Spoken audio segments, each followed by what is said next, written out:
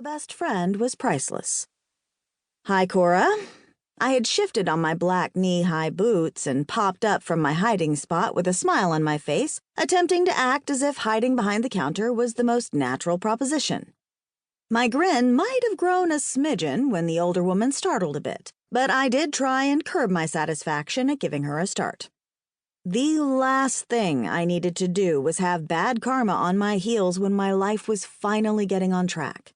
We were just about to close up the shop and close out the receipts on this year's accounts. Was there something you needed? I was hoping to speak with you privately.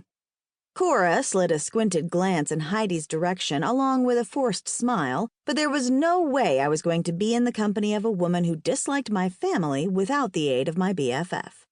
Okay, dislike might have been too generous of a verb. I was pretty sure I'd seen fire coming out of her facial orifices the last time she and my mother had been in the same room. I had almost called the fire department out of desperation. There's something I need to say that's long overdue. To say it was tempting to hear Cora's reason for seeking me out was an understatement. I came very close to asking Heidi to go into the back room that I used as a storage area to appease the woman, but I wasn't that crazy. There's nothing you can't say to me in front of Heidi, I informed Cora, resting my hands on the counter.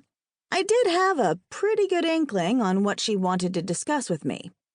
Did she have to show up here and rub the guilt in my face? This is about the Secret Santa gift exchange, isn't it? I didn't know that Monty was allergic to peanuts. No one told me.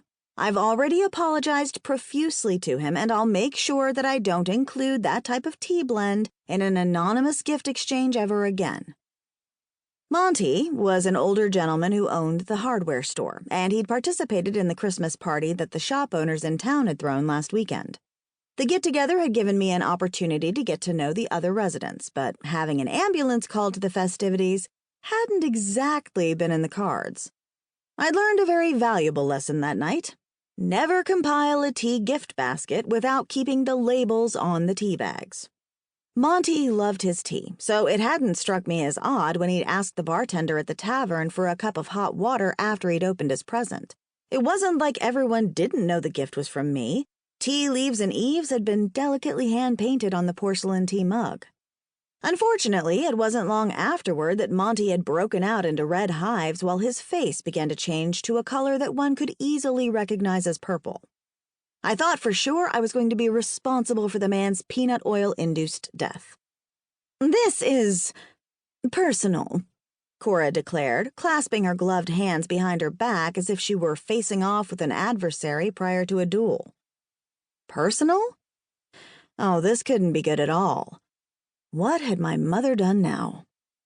I was tempted to tell Cora to turn back around on those expensive brown winter boots of hers, but I managed to refrain myself from lashing out. You see, my mother and Cora have a history of bad blood between them. The feud started way before I was born, but I guess I should introduce myself before I give away any more of their backstory. My past is a bit complicated, and I wouldn't want you to be lost in the story. My name is Raven Marigold, and it's a pleasure to meet you. Around 2.5 months ago, I discovered some things about myself that might surprise you. It certainly did me. Or maybe not, if the blurb of this particular tale caught your interest. Anyway, I come from a long line of witches. That's right, the magical kind. Witches. It took me some time to adjust to the news myself, but I've come to embrace my newfound powers. I mean, who wouldn't want to be a witch capable of casting magical spells? Honestly, I still get rather giddy just thinking about it. My unexpected gift came along with my Nan's familiar.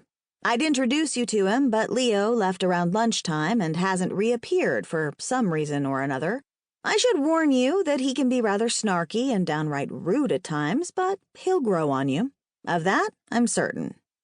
I actually have a soft spot for Leo after all he's been through, but I'll catch you up on his history later.